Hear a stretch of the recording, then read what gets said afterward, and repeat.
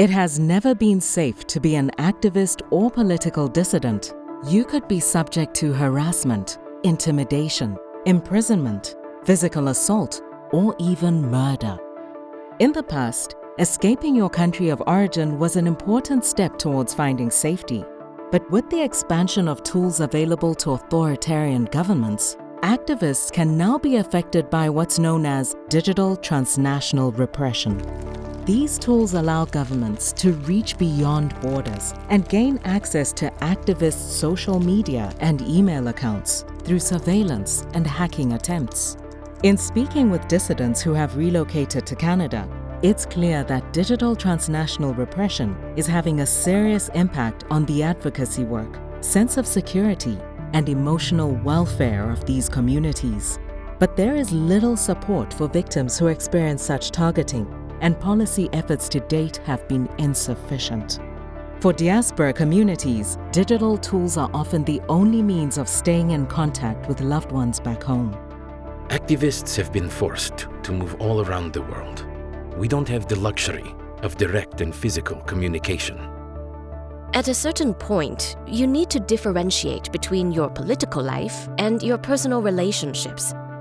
Unfortunately, I know it's wrong, but I used the same platforms for both my personal and political life.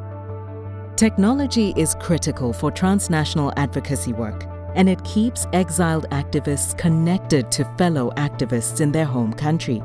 But using these technologies leaves many vulnerable to digital attacks, and this leads to increased feelings of panic and uncertainty, with some questioning every aspect of their lives.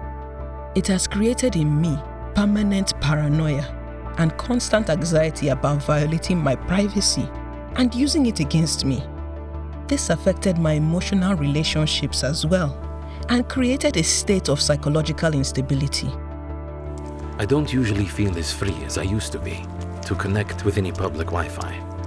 I don't sit in coffee shops anymore because I have to be connected to the internet, and the only internet that I would trust, my internet, here at home. Women are particularly vulnerable to digital transnational repression.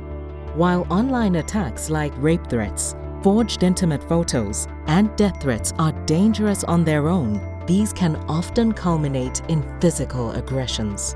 I had one individual actually write me a whole poem that was over a page long on my Instagram that talked about how he was going to rape me. I was walking my dog, and as I crossed the street, a man started chasing me all the way to my apartment building. I locked the door behind me, but he started banging on it and screaming. I called the police, and they said there is nothing they could do about it. While the threats of digital transnational repression are very real and only likely to increase, activists have few places to turn to for help. There's no 1-800 number to complain about digital repression, as far as I know. Governments, including Canada, must commit to holding the perpetrators of digital transnational repression accountable, supporting the victims of these attacks, and engaging with the platforms and private companies that facilitate digital transnational repression. Taking action is integral at a time when our democratic spaces continue to narrow. When activists are silenced, the world becomes safer for dictators, but more dangerous for all of us who want to speak out against injustice.